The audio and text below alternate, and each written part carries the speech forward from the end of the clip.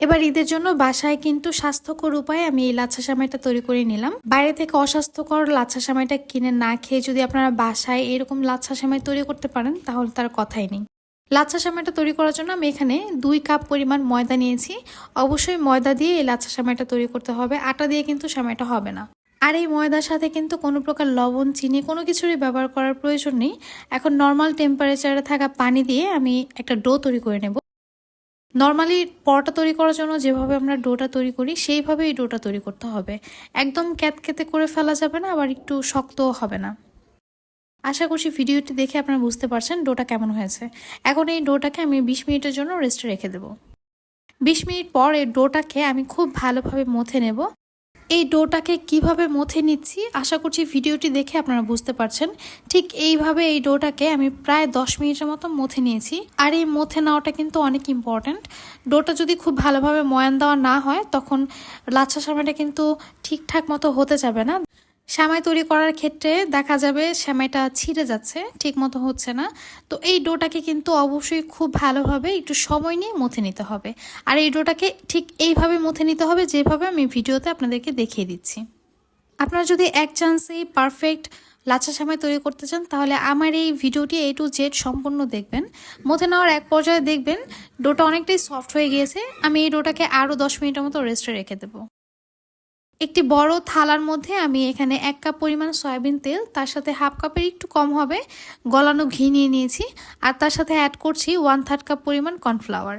অবশ্যই কর্নফ্লাওয়ারটা দিতে হবে, এখানে কিন্তু আটা ময়দা এগুলো ব্যবহার করা যাবে না। কর্নফ্লাওয়ারটা না দিলে আপনার লাচ্ছা সেমাইটা কিন্তু ক্রিস্পি হবে না ভাজার পরে। কর্নফ্লাওয়ারটা দেওয়ার পর খুব ভালোভাবে হাত দিয়ে আমি এটাকে এই তেল আর ঘিয়ের সাথে মিশিয়ে নিচ্ছি। আর এই ডোটাকে আমি 4 ভাগে ভাগ করে নিচ্ছি। আজকে আমি 2 কাপ ময়দা দিয়ে 4টা লাচ্ছা সেমাই তৈরি করে দেখাবো। 4 ভাগে ভাগ করার পর এখন এই ডোগুলোকে আমি এভাবে গোল করে তারপর মাঝখান দিয়ে এভাবে ফাঁকা করে নিচ্ছি। ডোনাট যেভাবে তৈরি করা হয় সেই রকম একটা শেপ দিয়ে নিচ্ছি। একটা অরেঞ্জ কালারের সেমাই বানাবো, এই জন্য আমি এখানে অরেঞ্জ ফুড কালারটা ব্যবহার করছি। ডোয়ের মধ্যে অরেঞ্জ ফুড কালারটা দিয়ে খুব ভালোভাবে ময়ান করে এটাকেও ডোনাটের শেপ দিয়ে নিচ্ছি। এখন সবগুলো ময়দার ডোনাট আমি ঘি আর তেলের মধ্যে আধা ঘন্টার মতো ভিজিয়ে রাখবো।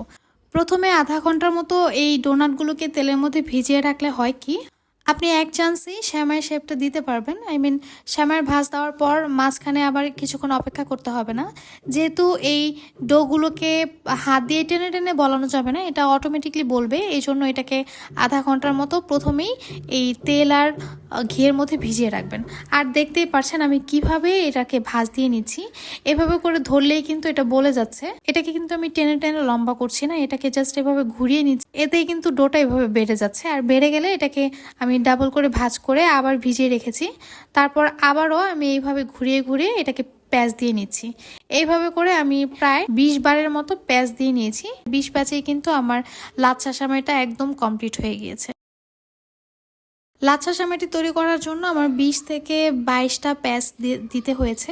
আপনাদের এর চেয়ে কমও দিতে হতে পারে, আবার এর চেয়ে বেশিও লাগতে পারে। সেটা আপনারা যখন তৈরি করবেন দেখেই হয়তো বুঝতে পারবেন।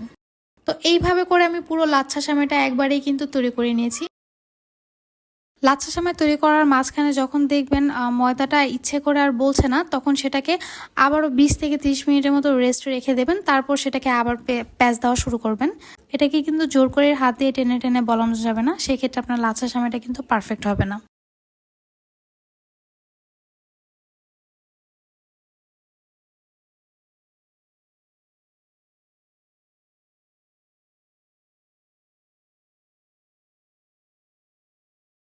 লাচ্ছা সেমাইটাকে প্যাঁচ দিতে দিতে এটা কিন্তু এটার পারফেক্ট শেপে চলে এসেছে।